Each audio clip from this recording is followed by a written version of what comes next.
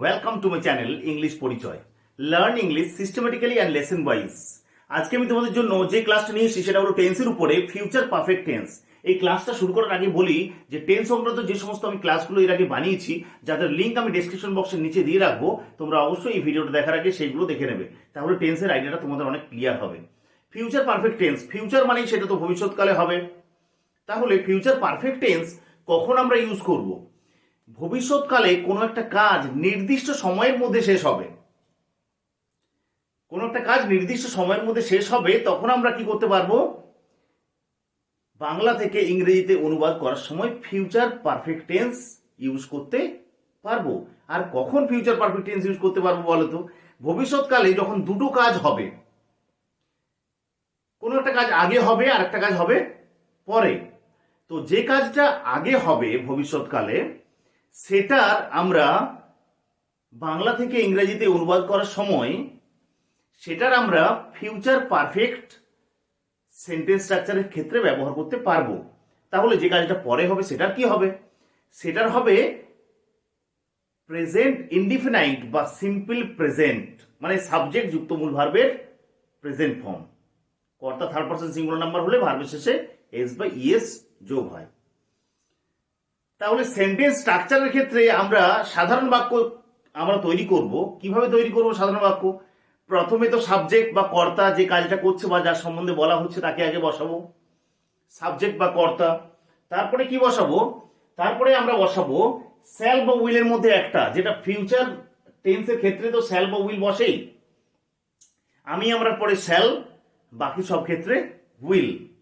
এরপর হ্যাভ, যেটা পারফেক্ট। তাহলে সাবজেক্ট প্লাস শ্যাল বা উইল, সাবজেক্ট অনুযায়ী শ্যাল বা উইল বসছে, আমরা পরে শ্যাল, বাকি সব ক্ষেত্রে উইল।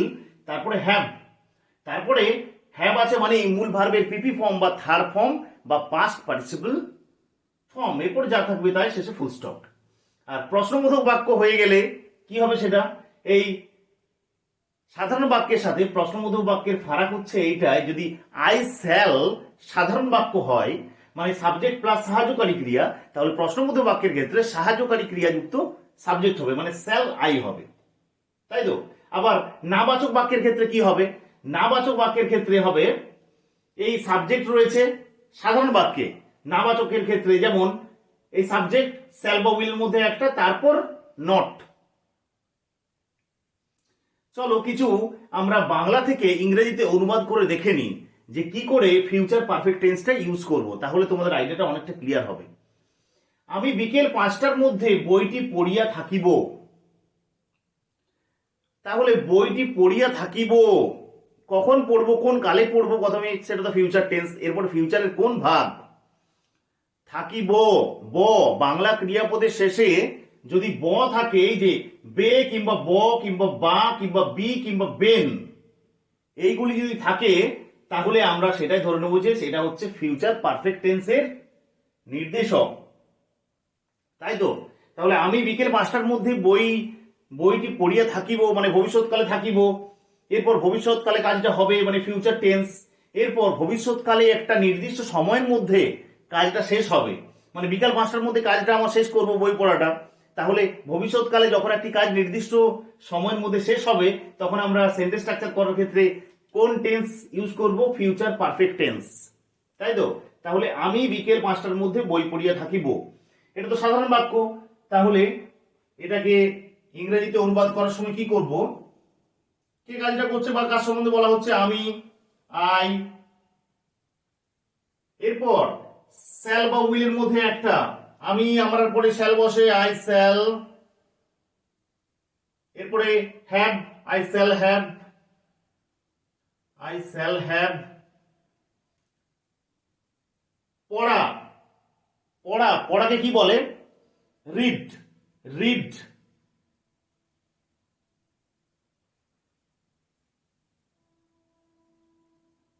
রিডের 3টে ফর্ম, একই উচ্চারণ যদিও আলাদা।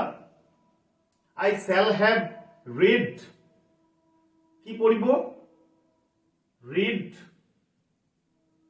বইটি। I shall have read the বুক, বইটি নির্দিষ্ট করে বলা হচ্ছে, তার জন্য বুকের আগে দা নামক ডেফিনাইট আর্টিকেল বসছে। I shall have read the বুক। কটার মধ্যে? বিকেল 5টার মধ্যে। বাই মধ্যে মানে নাগাদ, তাই বাই প্রিপোজিশন, বাই 5, বিকেল মানে 5টা, 5 PM। তাহলে I shall have read the book by 5 PM। অথবা এটা আমরা এরকম করতে পারতাম, I shall have finished. Finished এর পরে অবশ্যই জিরার ব্যবহার করতে হতো, ভার্বের সাথে আইএনজি যোগ বেস ফর্মের সাথে। I shall have finished reading the book by 5 PM করলেও হতো। নেক্সট নাম্বার 2 লক্ষ্য করো, ডাক্তার আসিবার পূর্বে রোগীটি বা রোগী মরিয়া গিয়া থাকিবে। থাকিবে মানে ভবিষ্যৎকালে থাকিবে। তাহলে ভবিষ্যৎকালে দুটো কাজ হবে, একটা ডাক্তার আসবে আর একটা রোগীটা মারা যাবে। তাহলে ভবিষ্যৎকালে যখন দুটো কাজ হবে বোঝালে তখন ফিউচার পারফেক্ট টেন্স ইউজ করা হয়, তাই তো? তাই সেক্ষেত্রে আমরা যে কাজটা আগে হবে তার ফিউচার পারফেক্ট, যে কাজটা পরে হবে সেটার প্রেজেন্ট ইনডিফিনাইট বা সিম্পল প্রেজেন্ট। তাহলে আগে কোন কাজটা হচ্ছে? আগে ডাক্তার আসছে না রোগীটা মারা যাচ্ছে? আগে রোগীটা মারা যাচ্ছে, মারা যাবে, তাই তো? রোগীটা মারা যাবে। তাহলে পেশেন্ট বা দা পেশেন্ট, রোগীটি বললে দা পেশেন্ট হবে, the patient, the patient, the patient. এরপরে সাবজেক্টের পরে শ্যাল হ্যাভ কিংবা উইল হ্যাভ, বা শ্যাল বা উইল এর মধ্যে একটা আমি আমরা নয়, তাই কি বসবে এখানে? Will. The patient will have, the patient will have. তারপরে মূল ভার্বের past participle form will have die মানে মারা যাওয়া। আসলে মূল ভার্ব কোনটা? মারা যাওয়া। ডাই মানে মারা যাওয়া, DIE। তার পাস্ট টেন্স ডায়েড, থার্ড ফর্মও died. The patient will have died. এরপরে বিফোর কিংবা আফটারের ব্যবহার, বিফোর বসাতে হবে এখানে, তাই তো? তাই the patient will have died, এখানে বিফোর বসাতে হবে, বিফোর। বিফোর তারপরের যে অংশটা, সেটা যে কাজটা ভবিষ্যৎকালে পরে হবে তার হবে প্রেজেন্ট ইনডিফিনাইট বা সিম্পল প্রেজেন্ট, সাবজেক্ট যুক্ত মূল ভার্বের প্রেজেন্ট ফর্ম।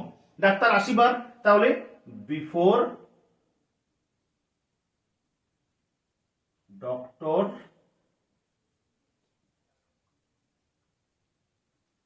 প্রেজেন্ট ইনডিফিনাইট হবে, তাই তো? কাম হবে মূল ভার্বের প্রেজেন্ট ফর্ম। আর কর্তা যদি থার্ড পারসন সিঙ্গুলার নাম্বার হয় তাহলে ভার্বের শেষে কি যোগ হবে? এস বা ইএস। তাহলে ডক্টরটা থার্ড পারসন, আমি আমরাও নয়, তুমি তোমরাও নয়, তাহলে থার্ড পারসন আর একজন বোঝাচ্ছে, তাই থার্ড পারসন সিঙ্গুলার নাম্বার। তাই এখানে প্রেজেন্ট ইনডিফিনাইট, যেহেতু দ্বিতীয় কাজটা প্রেজেন্ট ইনডিফিনাইট টেন্স বা সিম্পল প্রেজেন্ট হবে, তাই ভার্বের শেষে এস বা ইএস যোগ হবে। The doctor comes. Next number 3 লক্ষ্য করো, তাহারা সকাল 9টার মধ্যে এখানে পৌঁছবে। তাহলে তারা কখন পৌঁছাবে? ভবিষ্যৎকালে পৌঁছাবে। তাহলে সকাল 9টার মধ্যে, তাহলে ভবিষ্যৎকালে একটা নির্দিষ্ট সময়ের মধ্যে কাজটা হচ্ছে, হবে বোঝালে তাহলে আমরা ফিউচার পারফেক্ট টেন্স এখানে ব্যবহার করতে পারবো। তাই তাহারা সকাল 9টার মধ্যে এখানে পৌঁছাবে। তাহলে দে আগে সাবজেক্ট, তাহারা, দে, তাই তো? এবার শ্যাল হ্যাভ বা উইল হ্যাভ, আমি আমরা বাদে সবকিছুতে will have, they will have, they will have. পৌঁছানো মূল ভার্ব, পৌঁছানো রিচ বা arrive, they will have reached বা arrive, they will have reached. তাহারা সকাল 9টার মধ্যে এখানে পৌঁছাবে, দে উইল হ্যাভ রিচড। কোথায় পৌঁছাবে? এখানে পৌঁছাবে, এইখানে দিতে হবে, they will have reached here. আর সকাল 9টার মধ্যে বা 9টা নাগাদ, সেক্ষেত্রে আমরা যে প্রিপোজিশনটা আমাদেরকে বসাতে হবে সেটা হলো বাই, তাই তো? নির্দিষ্ট সময় যদি না বোঝাই, মানে ওই নাগাদ বোঝাতে, 9টা নাগাদ বা 9টার মধ্যে, বাই 9, সকাল 9টা, 9 AM, তাই তো? এর পরেরটা দেখো, বর্ষা আসিবার পূর্বে গ্রামবাসী বাঁধ মেরামত করিয়া থাকিবে। তাহলে এখানে দেখো কোন কালে করবে? ভবিষ্যৎকালে করবে। তাহলে ভবিষ্যৎকালে হবে মানে ফিউচার টেন্স। আর বর্ষা আসবে একটা কাজ, আর একটা কাজ হচ্ছে গ্রামবাসী বাঁধ মেরামত করবে, দুটো কাজ। তাহলে ভবিষ্যৎকালে দুটো কাজ হবে, তাহলে এই ক্ষেত্রে আমরা ফিউচার পারফেক্ট টেন্স ব্যবহার করতে পারবো। যে কাজটা আগে হচ্ছে সেটা ফিউচার পারফেক্ট হবে, আর যে কাজটা পরে হচ্ছে সেটা হবে প্রেজেন্ট ইনডিফিনাইট বা সিম্পল প্রেজেন্ট টেন্স। তাহলে এই ক্ষেত্রে দুটো কাজ হচ্ছে, একটা হচ্ছে গ্রামবাসী বাঁধ মেরামত করবে আগে, তারপরে তো বর্ষা আসবে, ওই যে বর্ষা আসবার পূর্বেই তারা গ্রামবাসী বাঁধটা কি করে দিচ্ছে, মেরামত করিয়া থাকিবে। তাহলে এটার আগে ফিউচার পারফেক্ট মানে সাবজেক্ট গ্রামবাসী, the villagers, the villagers, the villagers, shall have বা will have এর মধ্যে একটা এখানে will have বসবে, আমি আমরা নয়, তাই will have মেরামত করা, রিপেয়ার মানে মেরামত করা, have এর পরে মূল হবে থার্ড ফর্ম repaired, কাকে মেরামত করবে, অবজেক্ট কোনটা, ড্যামটা, বাঁধটা, the dam। এরপর বিফোর এর ব্যবহার, আগে যদি তুমি ফিউচার পারফেক্ট ব্যবহার করো তারপরে বিফোর লাগাতে হবে, তারপরে প্রেজেন্ট ইনডিফিনাইট। বিফোর বর্ষা আসিবার পূর্বে, কে আসছে, বিফোর দ্য রেইনি সিজন, বা মনসুনও করতে পারো, before the rainy season, subject যুক্ত মূল ভার্বের প্রেজেন্ট ফর্ম, শুরু হওয়া, স্টার্ট বা আসা, তাহলে স্টার্টস হবে এখানে, এটা কর্তাটা দ্য রেইনি সিজনটা থার্ড পারসন সিঙ্গুলার নাম্বার বলে ভার্বের শেষে এস বা ইএস যোগ হলো।